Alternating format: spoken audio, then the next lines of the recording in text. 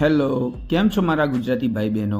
અત્યારે વરસાદની સિઝન ચાલી રહી છે અને આ સિઝનમાં આપણે ભજીયા અને દાળવડા તો બહુ જ ખાતા હોઈએ છીએ. તો બજાર કરતાં સારા દાળવડા બને એવી સરળ મગની દાળના દાળવડાની રેસીપી તમને આજે બતાવીશ.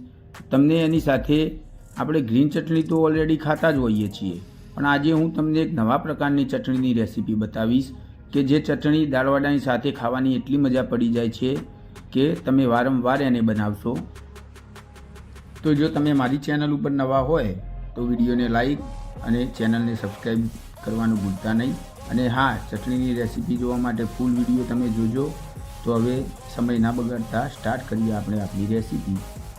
મેં મગની દાળને 4-5 કલાક સુધી પલાળી રાખી હતી અને હવે આપણે એમાંથી બિલકુલ પાણી નીકાળી અને તેને મિક્સર જારની અંદર બ્લેન્ડ કરી દઈશું. અને આ રીતે આપણું બેટર થોડું કરકરું રહે તે રીતે આપણે એને બ્લેન્ડ કરવાની છે. તમારે એક ખાસ ધ્યાન રાખવાનું કે આમાં પાણી બિલકુલ રહેવું જોઈએ નહીં. અને પછી આપણે આને બાઉલની અંદર નીકાળી દઈશું. પછી તેમાં આપણે સ્વાદ અનુસાર મીઠું, થોડું સમારેલું આદું, 2 કટિંગ કરેલા લીલા મરચાં અને કાળા મરી પાવડર આપણે એડ કરી લઈશું. પછી સારા એવા પ્રમાણમાં કોથમીર પણ સાથે એડ કરી લઈ અને આને આપણે મિક્સ કરી લઈશું.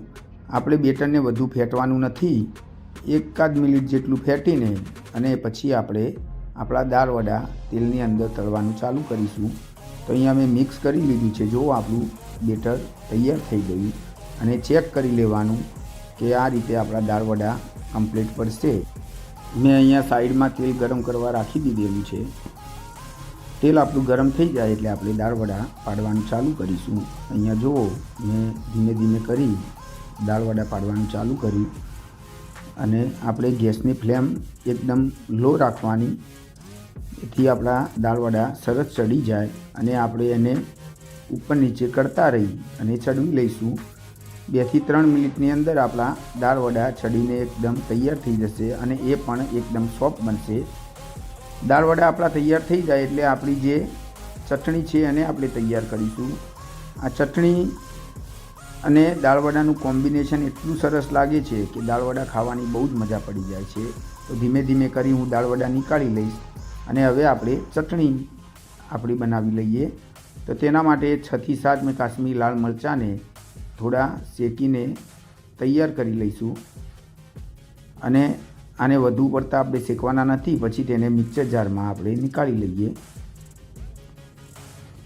પછી તેમાં 4 થી 5 ચમચી આપણે ટોપરાની છીણ એડ કરી લઈશું. 8 થી 10 કળી લસણની એક નાની સમારેલી ડુંગળી એડ કરી લઈએ. કોથમીર, ફુદીનો અને લીલા મરચાં આ 3 મેં મિક્સ કરીને અંદર એડ કરી લીધા છે. આંબલીનો પલ્પ આપણે 2 ચમચી જેટલો એડ કરી લઈશું.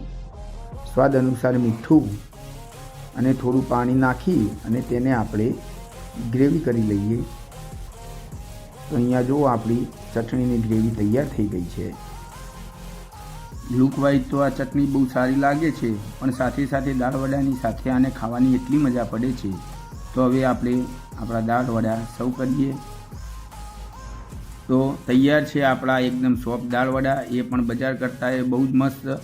તો આને આપણે ખાઈશું આ ચટણી જોડે. આ ચટણી તમે વધુ બનાવીને રાખી શકો છો, તે બગડતી નથી. તો તમને મારો વિડીયો કેવો લાગ્યો તે કમેન્ટ કરીને જરૂરથી કહેજો અને ચેનલને લાઇક, શેર અને સબસ્ક્રાઈબ કરવાનું ભૂલતા નહીં. તો મળીએ નવા વિડીયોમાં નવી રેસીપી સાથે. ત્યાં સુધી સૌને જય અંબે, જય શ્રી કૃષ્ણ.